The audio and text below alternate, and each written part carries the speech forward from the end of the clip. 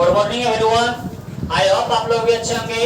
और आप लोगों को इस वीडियो में स्वागत है। और आइए आज हम लोग आरएस कथा पाठ के क्लास 10 का संस्कृत के ऑब्जेक्टिव देखने वाले हैं। और यदि इस ऑब्जेक्टिव को नहीं देखे हैं तो इसके पहले इसके सारांश को जाके एक बार देखें। उस सारांश को देखने के बाद आपको ऑब्जेक्टिव और सब्जेक्टिव गारंटी लेते हैं याद करने की जरूरी नहीं पड़ेगा, जिनका लिंक डिस्क्रिप्शन बॉक्स में दिया जाएगा। और यदि आप लोग इस वीडियो को देख रहे हैं तो यहाँ भी हम लोग समझने की कोशिश करेंगे।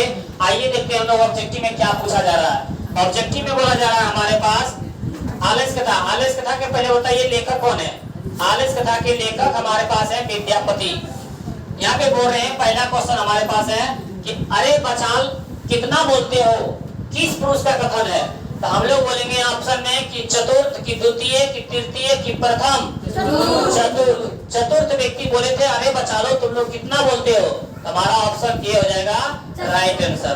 अगला क्वेश्चन देखते हैं हम लोग। अगला क्वेश्चन है हम लोग पास कि कोई धार्मिक पुरुष, क्या बोला जा रहा है कि कोई धार्मिक पुरुष नहीं है ऐसा किस पुरुष ने कहा है। द्वितीय पुरुष ने कि तृतीय पुरुष ने कि प्रथम पुरुष ने कि चतुर्थ पुरुष ने। तृतीय पुरुष ने क्या बोला कि कोई धार्मिक पुरुष है यदि हमारे ऊपर भींगा हुआ कमल और आग पर पानी डाल के बुझा दे तो ये कौन व्यक्ति बोले थे, तो तृतीय व्यक्ति ने। तो ऑप्शन बी हमारा क्या हो जाएगा राइट आंसर। उसके बाद अगला क्वेश्चन देखते हैं हम लोग कि आग को देखकर कौन सा भाग गया। आग को देखकर कौन सा भाग गया है। तो हम लोग देखते हैं बोल रहा है आग को देखकर कौन सा भाग गया है। कौन सा भाग गया है, आलसी की बलवान की धूर्त की मंत्री। धूर्त। हमारा राइट आंसर हो जाएगा सी। क्या हो जाएगा सी। धूर्त लोग क्या किए थे, आग को देखकर भाग गए थे। अगला क्वेश्चन है सारे सुखों का मूल क्या है। सारे सुखों का मूल क्या है। विघटन की, युद्ध की, संगठन की, परीक्षा। तो हम लोग बोलेंगे सारे सुखों का मूल है परीक्षा, क्योंकि हमेशा अपने लगन मेहनत से करते जाएंगे तो एक दिन सुख आएगा। अगला क्वेश्चन है स्थिति सो कर्म मूल। हो रहा है स्थिति सो कर्म मूल डैश धावंती जंतवा कहाँ से लिया गया है। बोल रहा है कि किसी की स्थिति को सुंदर देखकर यदि कहीं पे भोजन मिलेगा और वस्त्र मिलेगा उसको देख के कौन नहीं दौड़ने लगेगा, कौन नहीं जाएगा। ये पंक्ति किस पाठ से लिया गया है। पंचतंत्र की पुरुष परीक्षा की नीति श्लोका की सरकार तब पुरुष परीक्षा नामक, जो पुरुष परीक्षा नामक कौन है आलस कथा से लिया गया है। इनसे पुरुष परीक्षा नामक से आलस कथा लिया गया है। तो हम लोग बोलेंगे किससे, पुरुष परीक्षा नामक। हमारा राइट आंसर हो जाएगा बी। अगला क्वेश्चन है कि भूखा रहना कौन पसंद करता है। भूखा रहना कौन पसंद करता है। परिश्रमी की, आलसी की, मूर्ख की, विद्वान। आलसी। आलसी लोग क्या है भूखा रहना पसंद करेगा लेकिन काम करना पसंद नहीं करेगा। फिर अगला क्वेश्चन है हम लोग के पास कि नेग का नाम डैश बहिमाना श्लोक किस पाठ से लिया गया है। भारत महिमा संस्कार आरएस कथा की मंगलम आरएस कथा से। हमारा राइट आंसर हो जाएगा सी। उसके बाद अगला क्वेश्चन देखते हैं कौन परिश्रमी नहीं करता है। कौन परिश्रम नहीं करता है। कौन परिश्रम नहीं करता है। परिश्रमी की, मूर्ख की, विद्वान की, आलसी। आलसी। हमारा राइट आंसर हो जाएगा डी। उसके बाद अगले क्वेश्चन देखते हैं वीरेश्वर अनाथों को क्या देता है। वीरेश्वर अनाथों को क्या देता है। भोजन की, विद्या की, पैसा की, कलम। भोजन। क्या देता है भोजन। राइट आंसर हो जाएगा हमारा ए। वीरेश्वर नामक कहाँ के था, तो मिथिला के था। फिर बोल रहा है माता किसका रक्षक होता है। माता किसका रक्षक होता है। बोल रहा है कि पिता का मतलब पिता का कि भाई का, पुत्र का कि बच्चों का। बच्चों का देख रेख रक्षक कौन होता है, उनके माता। तो हम लोग का राइट आंसर हो जाएगा डी। उसके बाद अगले क्वेश्चन में चलते हैं कि बच्चों का रक्षक होता है। अभी हम लोग जस्ट बोले बच्चों का रक्षक कौन होता है, पिता की, भाई की, माता की, बहन। तो राइट आंसर हो जाएगा हमारा सी। राइट आंसर हो जाएगा हमारा सी। उसके बाद अगले क्वेश्चन में चलते हैं पति किसका रक्षक होता है। निकलो।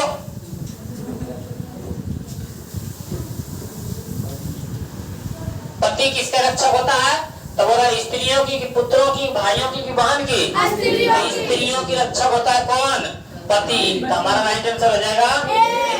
अगला क्वेश्चन है स्त्रियों का रक्षक कौन होता है। स्त्रियों का रक्षक कौन होता है, पुत्र की, पति की, माता की, पिता। तो पति। स्त्रियों का रक्षा करने वाला कौन होता है, पति। तो हमारा राइट आंसर हो जाएगा बी। अगले क्वेश्चन की तरफ बढ़ते हैं।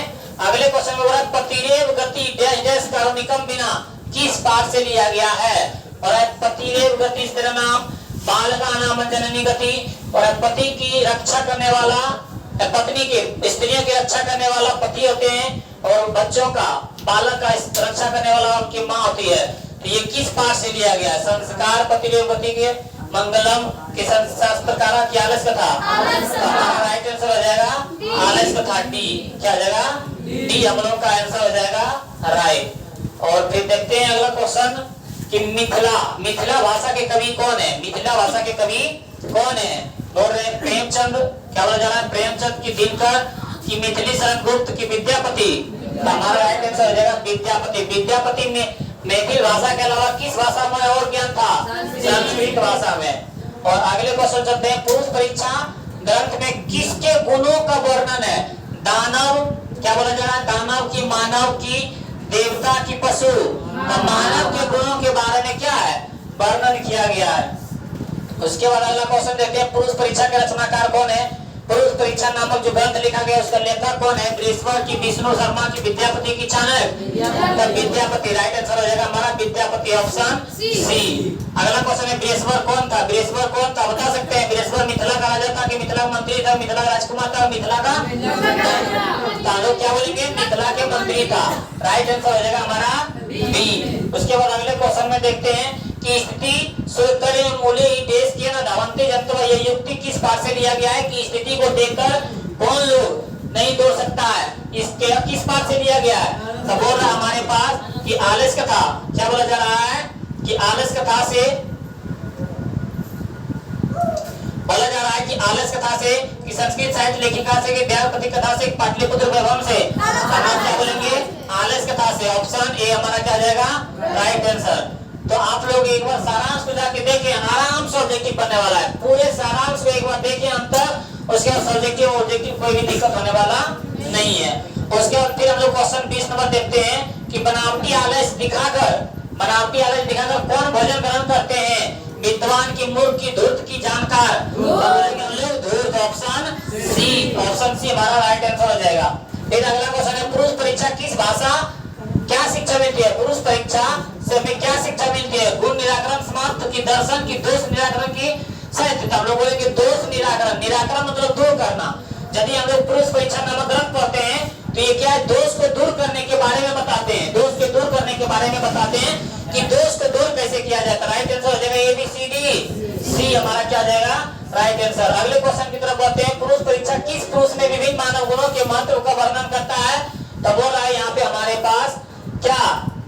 हमारे पास बोला है कि पद्म रूपन के श्लोक की, नाटक की, कथा रूप था। कथा रूप में, किस रूप में? जो हम लोग पढ़ रहे हैं आज आलस कथा, तो किस रूप में पढ़ रहे हैं? कथा के रूप में। और फिर इसके अगला क्वेश्चन है पुरुष परीक्षा किस भाषा में लिखी गई है? और संस्कृत की, हिंदी की, मैथिली की, अवधि, तो हम लोग बोलेंगे संस्कृत भाषा में। जो पुरुष परीक्षा नामक ग्रंथ लिखा गया है किस भाषा में? संस्कृत भाषा में लिखा गया है।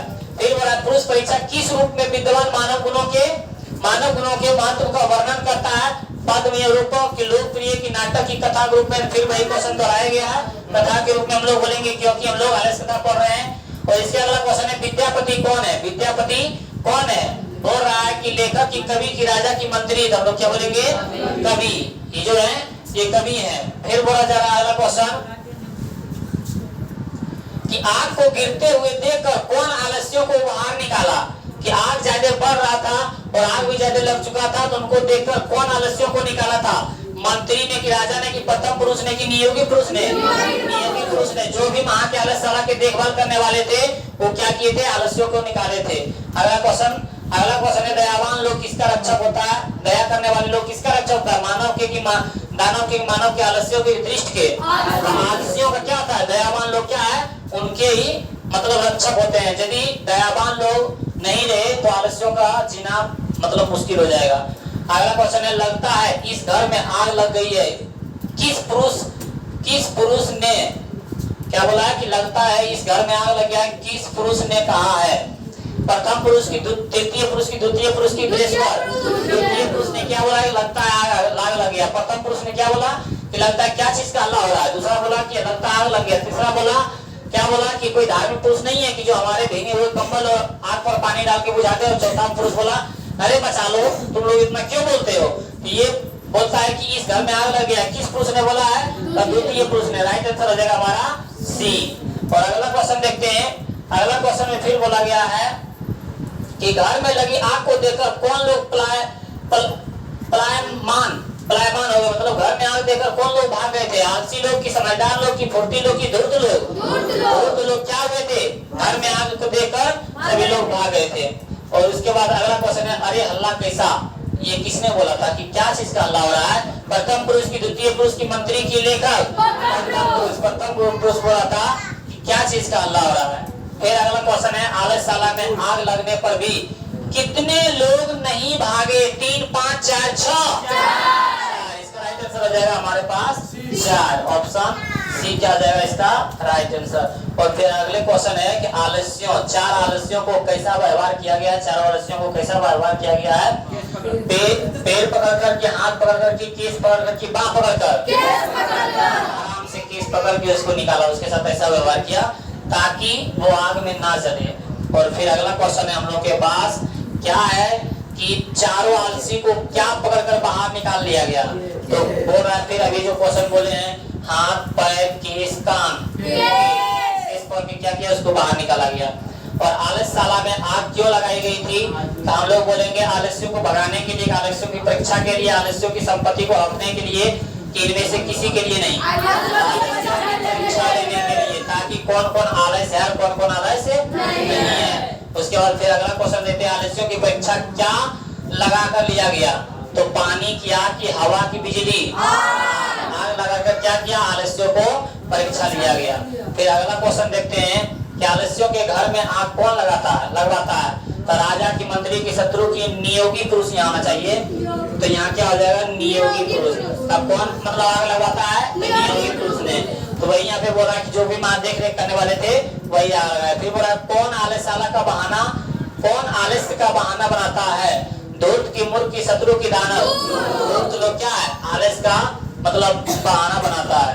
और अगला क्वेश्चन है, आलस्य कथा के पाठ किस प्रकार का कथा है?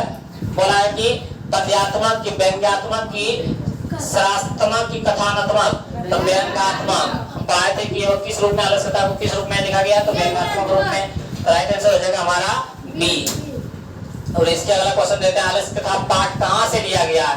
आलस्य कथा पाठ हम पढ़ाए थे शुरू में, स्टार्ट में पढ़ाए थे जब इसका सारांश पढ़ा रहे थे, तो भी बताए थे आलस्य कथा पाठ पुरुष परीक्षा नामक ग्रंथ से लिया गया। नीति श्लोक से, भारत में हिमालय की व्यापति कथा से, तो पुरुष परीक्षा नामक ग्रंथ से लिया गया है। जो आलस्य कथा है किस पाठ से लिया गया है, किस ग्रंथ से लिया गया है? तो पुरुष परीक्षा नामक ग्रंथ से लिया गया। तो राइट आंसर हो जाएगा हमारा ए।